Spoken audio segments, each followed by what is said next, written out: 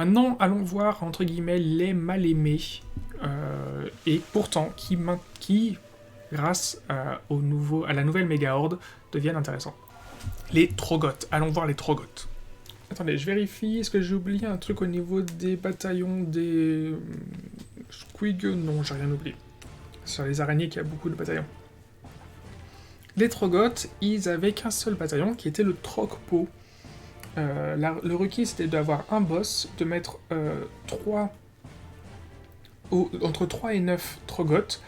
Ce que je trouve dommage, c'est qu'en fait, dans les 3 à 9 Trogoths, il y a les 3 types de Trogoths non-héros, et on peut pas remettre deux boss dedans. Donc je trouve ça un peu dommage. Et voilà, il faut... on a le choix. Hein. Donc soit du Dankol Trogoth, soit du Fellwater Trogoth, soit du Rokut Trogoth. Mais pas de Trog boss. Je trouve ça un peu dommage.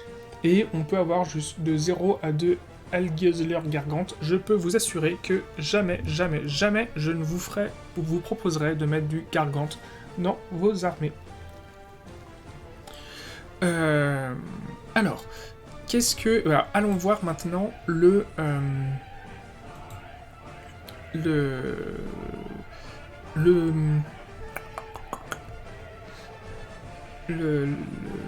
la méga mob de Clogs, qui est donc le bataillon des Trogoths. Alors, le principal truc, le plus important, c'est ajouter plus 1 à vos jets de régénération pour les Trogoths, pour les jets de régénération de Trogoths. Donc il faut savoir qu'à la phase des héros, vous pouvez soigner sur un 4+, vos Trogoths, et ils se régénèrent de D3 points de vie, D3 blessures. J'ai pas arrêté de vous dire, les semaines passées, que c'était anormal, que pour moi, ils devraient le faire sur du 3+, ou du 2+, ou même automatiquement, parce qu'ils sont trop fragiles. Bon bah, au moins, ils le font plus sur du 4+, mais ils le font sur du 3+, grâce à ce méga. C'est au moins ça. Je suis pas satisfait, parce qu'ils sont toujours trop fragiles, par rapport à leur coût en points, mais c'est au moins ça. Ensuite, aptitude de commandement. Tant que tous les Rokut et les Fellwater Trogoth, donc tous vos trolls de pierre et trolls de marais, qui sont dans les 12 pouces, pas entièrement, c'est pas Woolly Within, mais qui sont dans les 12 pouces de votre général, de votre Trog boss, et ben, ils peuvent éviter sur un 4+, les sorts et sorts persistants. Toujours ça de prix. Donc c'est l'attitude de commandement. En fait, votre attitude de commandement, c'est votre Trog boss. Il fait pouvoir tout ce qui est à 12 pouces de moi résiste sur un 4+. Voilà.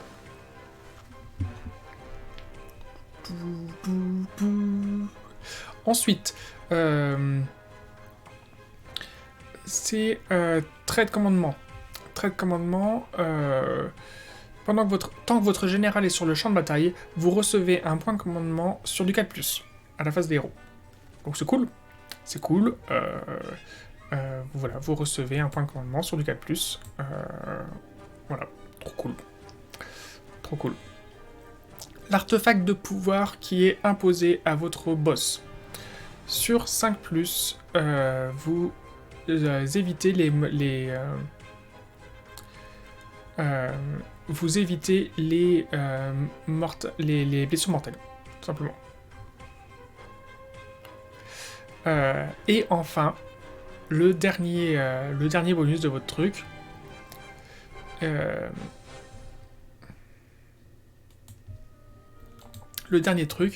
toutes vos unités Trogoth peuvent être ressuscitées de la même manière que les Stabas et les Shootas dans votre Bad Moon Loon Shrine.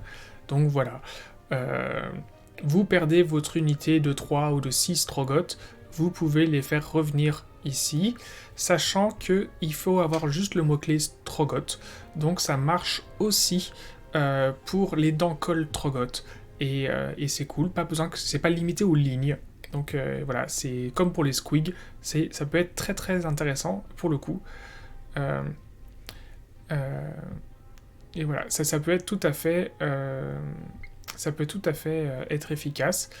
Si en l'occurrence vous êtes même allé chercher la Trogoth Hag de Forge World qui coûte beaucoup trop cher, elle est à 360 ou 380 points, je sais plus, voilà, coûte beaucoup trop cher. Elle devrait être au maximum à 300, même peut-être même 280 points. Donc, mais bon, même dans ces conditions-là, vous pouvez la faire revenir. Donc ça peut être tout à fait intéressant. Là, pour le coup, on a quelque chose de très très efficace, puisqu'on est sur de la small unit. Alors, voyons voir maintenant le bataillon Trokpo, qui est celui que je mets en valeur ici. Si les jets de blessures non modifiés pour une attaque effectuée avec une arme de mêlée utilisée par une figurine du bataillon est de 6, ajoutez 1 à la caractéristique de dégâts de cette attaque. Donc voilà, tout simplement. Si vous faites un 6 quand vous tapez, vous rajoutez plus un dégât à l'attaque en question. Ce qui est plutôt cool. Donc ça nous fait une armée au total en 5 pauses, parce que donc on a ici, pour 1140 points, votre Dankol Trogbos, qui est donc votre général. Vous avez 2 fois 3 Fellwater, unité de 6 Rokut et unité de 3 Rokut. Voilà. Ce sont vos lignes,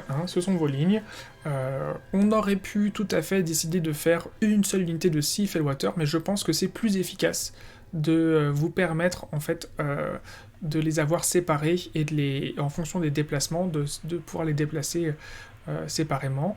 Là, on est quand même sur quelque chose d'assez explosif, parce qu'en fait, toutes les ordres d'attaque ont un minimum de 2 dégâts. Après, l'intérêt aussi, c'est que les Trogoths, ils ont tous un minimum de 1 en pénétration d'armure, si ce n'est 2, donc ça peut être tout à fait efficace. Donc voilà, là, par exemple, vous constatez les Rokut, on est sur pour 3 trolls de pierre, on a 6 attaques pour un potentiel de 18 dégâts. Donc voilà, c'est quand même particulier. Là, on est aussi sur quelque chose de très explosif. Après, eux, à la différence des Shootas, ils ont du tir qui est efficace en termes de caractéristiques. Je dis pas que ce sont des bonnes troupes de tir, mais ce que je veux dire, c'est qu'ils ont des caractéristiques qui sont sur leur War Scroll, on les a vus la semaine dernière, qui sont viables. Donc voilà. Et on est donc quand même sur 122 blessures au total, donc c'est quand même pas mal. Même si on aligne que 34 figurines. On est sur quelque chose d'assez efficace. Ah oui, sachant que du coup, pour 440 points, je suis allé chercher la ruée de Squig, où je suis allé mettre 3 unités de 5 Wingrolds Bunters, donc les fameux chevaliers, à 100 points chacun, parce que ça fait un petit peu de nombre. Pour autant, j'avais envie de conserver le style purement multiples small units, sachant que la ruée de Squig leur permet de relancer leur mouvement, puisque là on n'est pas dans la Jaw of Smork, mais on est dans on est chez les Trogpo, enfin je suis pas chez les Trogpo, on est chez la méga horde, on est dans la méga horde de Globe, donc voilà. Donc on est sur on est sur l'armée que moi je suis actuellement en train de monter pour mes Gloomspite Gits, pour mes trolls. C'est cette armée-là que je monte. Donc, je suis en pleine peinture de mes trolls, de mes Wingrods Bunters. Il faut encore que... Hop là, je m'occupe... là, ici, il faut que j'aille chercher 5 autres Wingrods Bunters dans cette boîte-là. Et qu'est-ce que j'allais dire? J'ai un problème là au niveau de mon... Ah oui, il y a un énorme décalage entre mon live et ce qui est diffusé. C'est pas grave. Voilà. Et il me manque un Dankol Trogbos. Voilà. Il me manque un Dankol Trogbos et sinon j'ai tout. J'ai tout. Et voilà, on est sur une armée à pile 2000 points. Et c'est cool. Du coup, on a notre général qui a le cuir serti des Urquharts, mais on n'a pas trop le choix, c'est comme ça.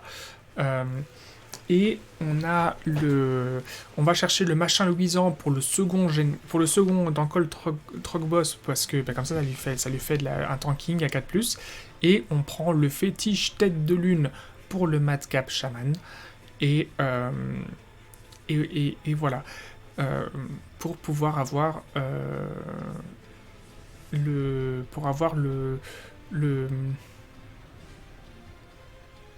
Je suis en train de demander même si on peut pas être plus efficace.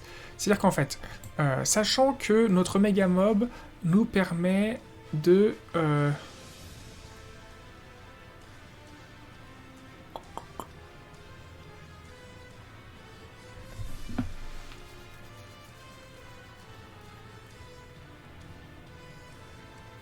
ouais, non, quand même on a besoin de nos deux Trog Boss. On a besoin de nos deux Trog Boss pour pouvoir synergiser tout ce qui est autour.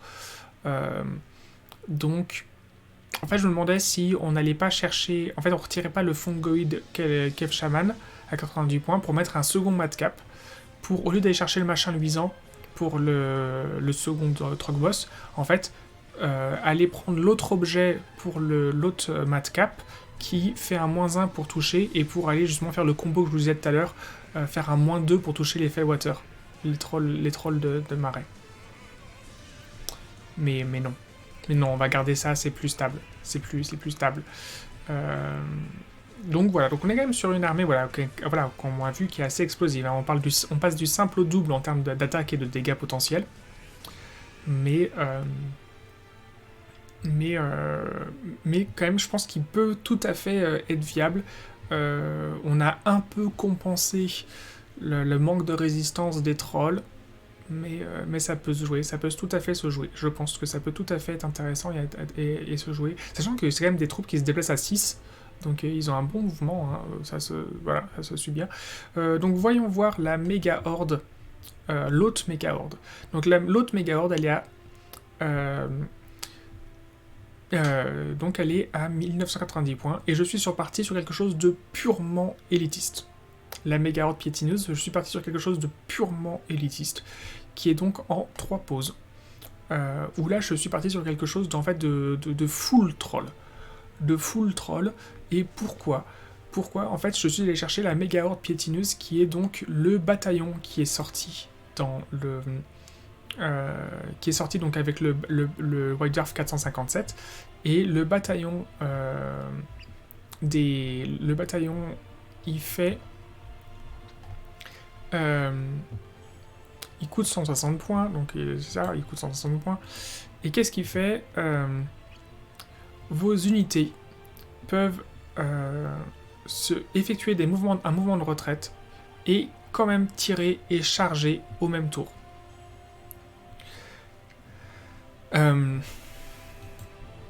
C'est sans doute très fort. Disons que comme les trolls n'ont pas de bonus en charge naturelle, ça me paraît pas comme étant une évidence. À quel point c'est super fort. Sur internet, j'ai vu des gens disaient que c'était un bataillon beaucoup plus intéressant que le précédent qui faisait plus un dégât sur les 6. Je me rends pas compte. En vrai, là, pour le coup, permettre à vos trolls de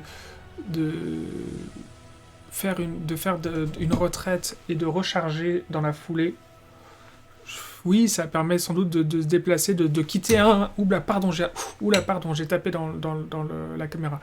Ça permet sans doute de quitter un combat qui nous emmerde pour aller se diriger vers un combat qui nous arrange. Sans doute. Oui, sans doute que stratégiquement c'est plus efficace. Sans doute. Écoutez, à voir. Sachant que là, je vous propose un alignement de...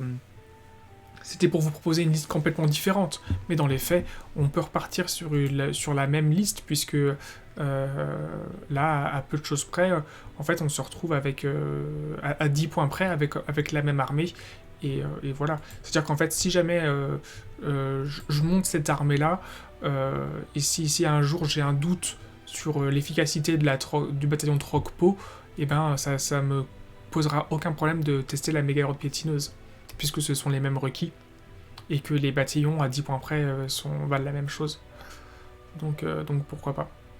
Sachant que, vous voyez là, avec cette fois-ci en partant sur 4 unités de 6 trolls, eh bien on passe de...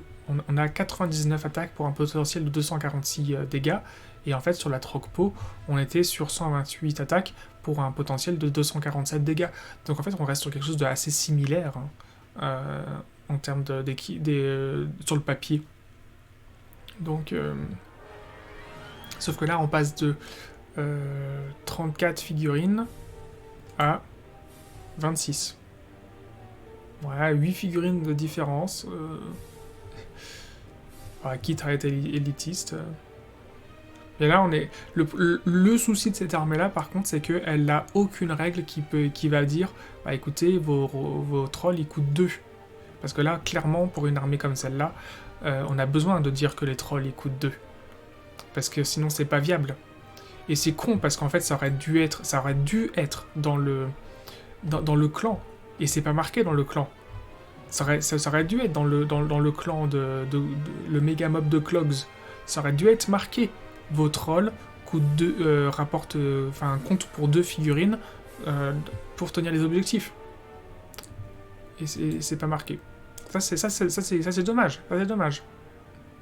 C'est dommage parce qu'effectivement ils pallient au manque de survivabilité des trolls, mais ils pallient pas à leur incapacité à gagner des parties actuellement. Donc ça c'est dommage. C'est dommage. Bon, passons aux deux dernières armées que je vous propose, qui sont donc les Spider-Fang.